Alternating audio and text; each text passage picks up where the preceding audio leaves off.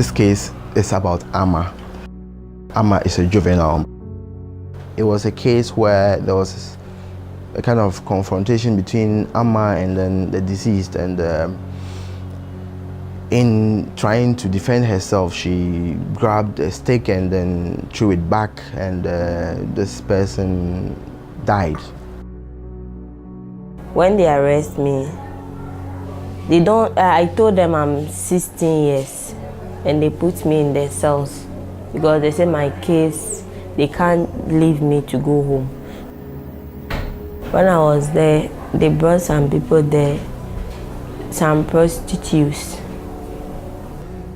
You don't even sleep on a bed, you sleep on the ground. So I was at the police cells for 3 months, 2 weeks.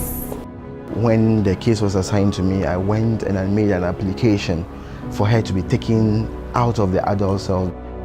You know, they are children, and when they go to adult prisons, they begin to learn some bad habits. She was sent to a girls' remand home, and after a while, the case had been there for about 11 months. So I had to go back to the court to make an application for a discharge after the courts violated the law, which says that she's supposed to have been tried within 6 months.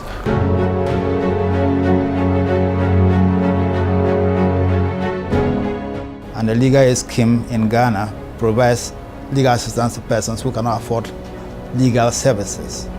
And most of the time, children in particular are the ones who are the vulnerable ones. It requires lawyers to do juvenile justice.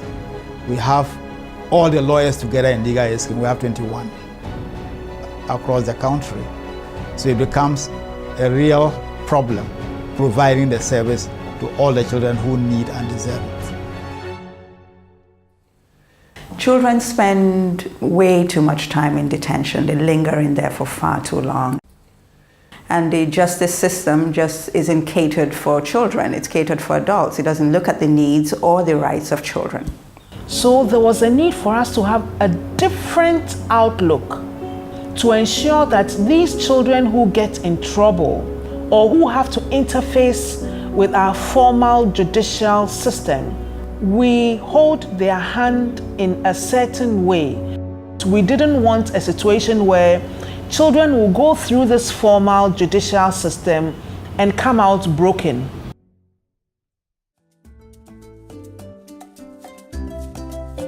And so we're really very excited about the Justice for Children policy. We are grateful to UNICEF for supporting the whole process we started in 2010. And I'm happy that today has arrived and we are launching our policy. This policy has an objective. The main objective is to create a framework for the agencies and departments and other stakeholders. We train them to make sure that we have child-friendly procedures.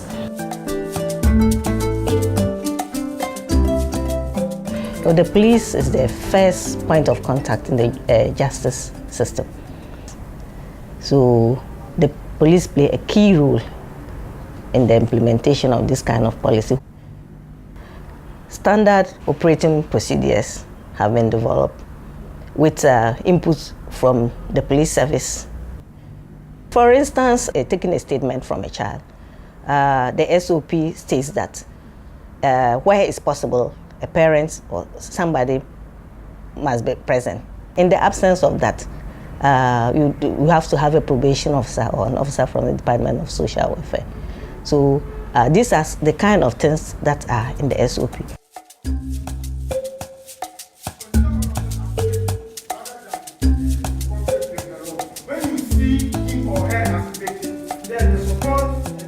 We assembled here since last Monday.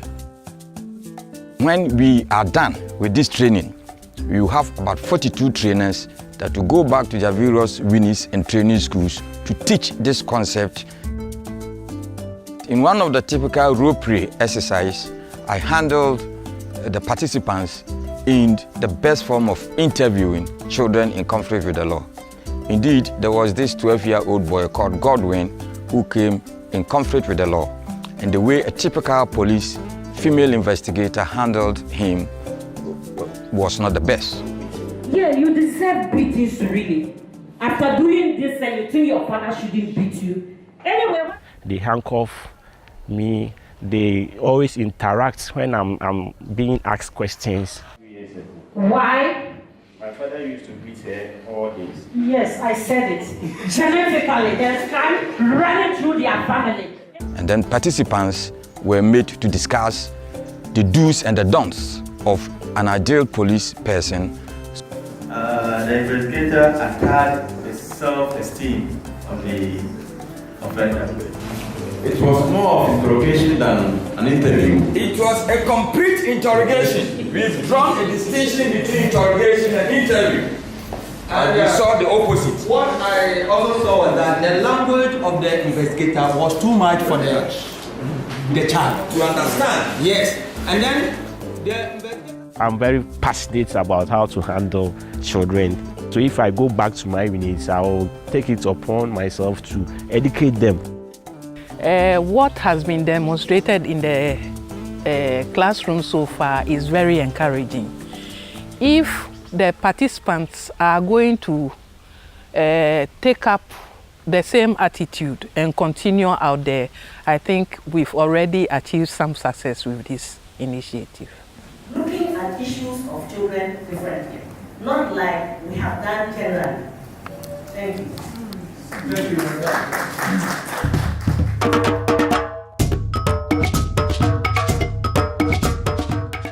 One of the beautiful things about the policy is that it actually looks at the informal system as well and recognizes that there are strengths there that we can build upon. The chieftaincy system, chiefs and queen mothers.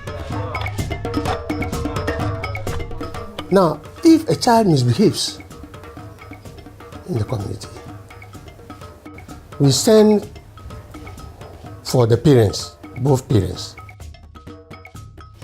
So that is by dialogue, we ask Mr. A and Mr. and Mrs. A, whose child has injured someone, we cater for the child. And there will not be any conflict between family A or parent A and parents B. So the Justice for Children policy is going to lean on these existing recognized structures to help in some of the minor offenses that can be addressed out of the court system, but of course, to some extent supervised by the court system. So this Justice for Children policy is also very strong on prevention mechanisms and strategies. And so when they report to social welfare, we go into the community and we try to help this child. We use the schools, the teachers in schools, we use community leaders. We make some of them probation agents. These people supervise these children for us and they report to us because we are not with the children 24/7.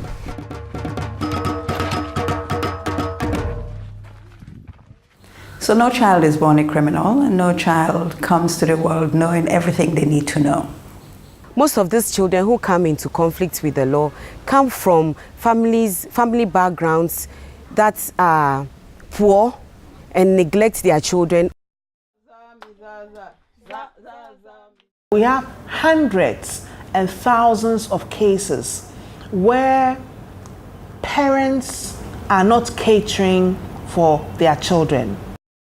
So now government is creating this child support unit, and it will be easier for parents to demand for maintenance or child support from the other parent who is being negligent.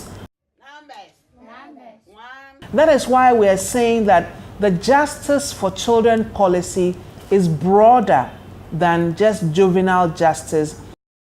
What we really need are parents, adults in general, and community leaders to be able to guide and support children and make sure that they stay on the right path.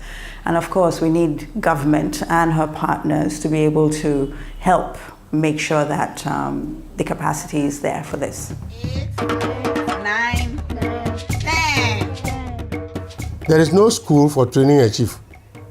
We want to learn more. We, the leaders here now, must be trained. That will be that sort of collaboration between the security, the social welfare, and the chiefs. They must learn something from them. And they also learn something from them so that we can all collaborate and then do the work successfully. Thank you. We hope there will be strong collaboration here. One of the most positive things about this child justice policy is that it is the collective expression of the vision of all stakeholders that we want a justice system that limits the deprivation of liberty, a justice system that progressively integrates the rights of children. Anytime a child is arrested, legal aid should be available. So the collaboration between legal aid, the police and the courts has to be there. Now, from Ame's case, if she had been put through the right institutions from the very beginning, at least she would have had some kind of reformation.